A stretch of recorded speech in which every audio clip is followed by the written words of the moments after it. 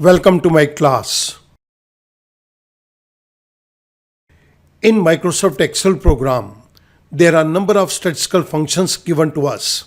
Here a list of some of the statistical functions is given to you. All functions listed here are discussed in separate video lectures. Let us start.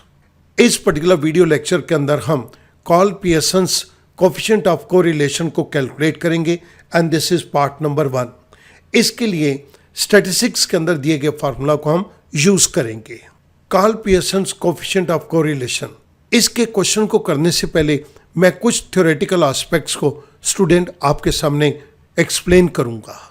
Most widely use method to measure the correlation between two variable that is call Pearson coefficient of correlation.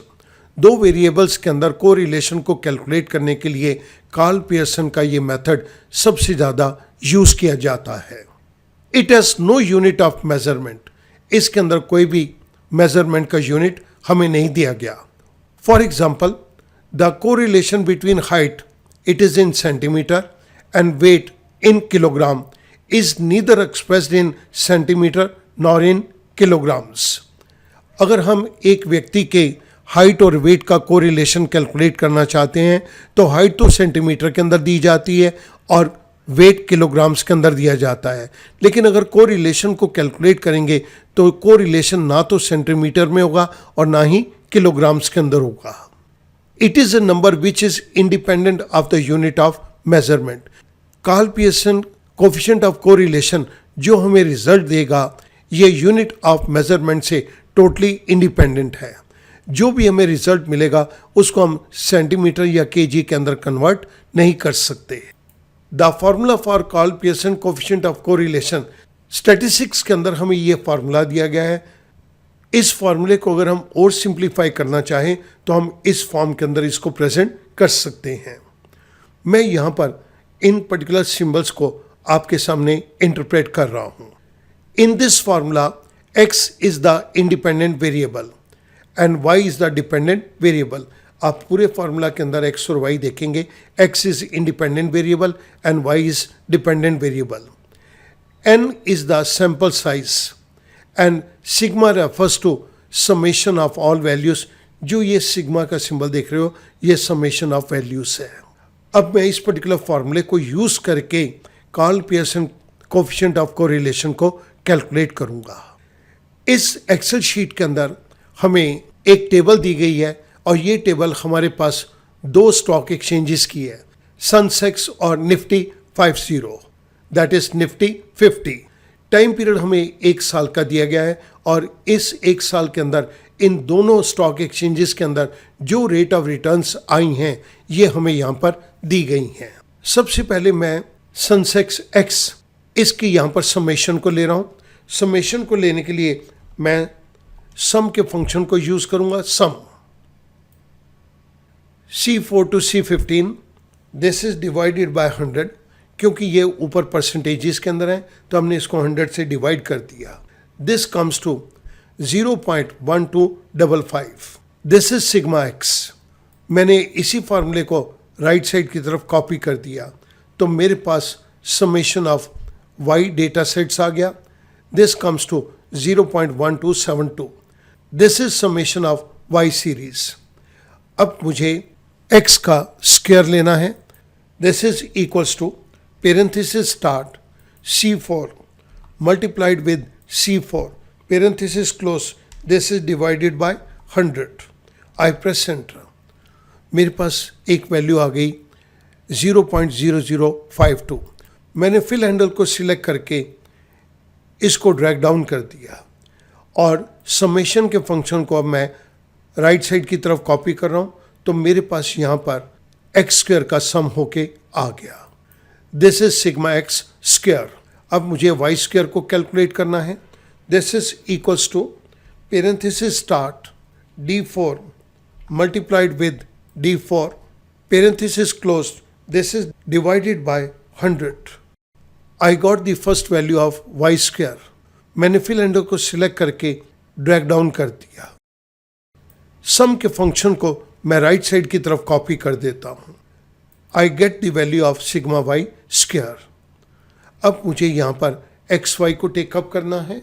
This is equals to parenthesis start x multiplied with y parenthesis close divide by 100. I got the value of xy in percentage. Fill handle को select करके नीचे मैंने drag कर दिया और सम के function को मैं राइट साइड की तरफ कॉपी कर रहा हूँ, तो मेरे पास यहाँ पर सिग्मा एक्स वाई की वैल्यू आ गई 0.0078। अब मैं स्टैट के अंदर दिए गए फार्मूला को यूज़ करके यहाँ पर Karl Pearson coefficient of correlation को कैलकुलेट करूंगा। स्टैटिस्टिक्स के अंदर हमें ये फार्मूला दिया गया है। अब मुझे कोरिलेशन को इस फार्मूला के बेस के ऊपर कैलकुलेट करना है। सो मैं इस पर्टिकुलर सेल के अंदर इसकी कैलकुलेशन को स्टार्ट कर रहा हूँ। This is equals to parenthesis start first second n sigma x Y.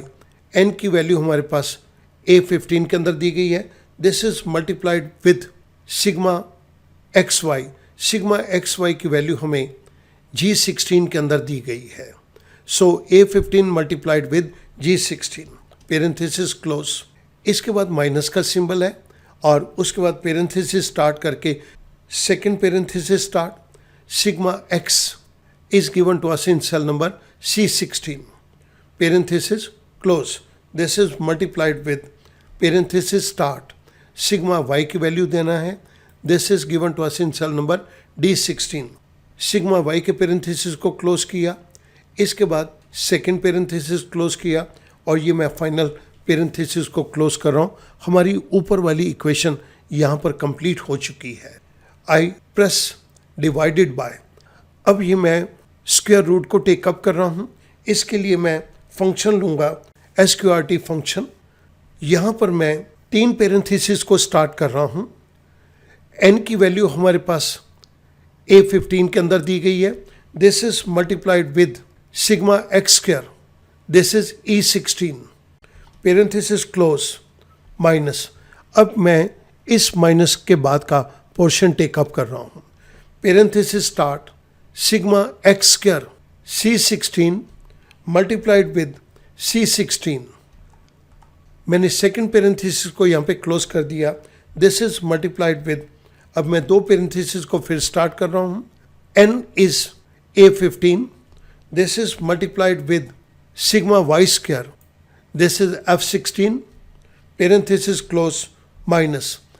अब स्टूडेंट मैं ये लास्ट वाले माइनस के ऊपर हूँ। इसके बाद मैंने पेरेंथेसिस को स्टार्ट किया और sigma y square D16 parenthesis close multiplied with D16 parenthesis close first, second and third. Now I press enter. मेरे पास स्टैटिस्टिकल फार्मूला के थ्रू ये वैल्यू कैलकुलेट होके आ गई 0.691723। जिस पर्टिकुलर फार्मूला को हमने यहाँ पर सॉल्व किया है वो कंप्लीट फार्मूला मैंने आपकी रेफरेंस के लिए राइट साइड के ऊपर दे दिया। सो जब हमारे पास 2 डेटा सेट्स दिए गए हैं और हमें Karl Pearson coefficient of correlation को कैलकुलेट करना है, उसके लिए हम इस पर्टिकुलर फार्मूले को यूज़ करके एक्सेल के अंदर दिए गए SQRT के फंक्शन को साथ में इम्प्लीमेंट करके इसको सॉल्व कर सकते हैं। मैं उम्मीद करूँगा अब ये क्वेश्चन परफॉर्म करना आपके लिए आसान हो जाएगा। Thank you very much.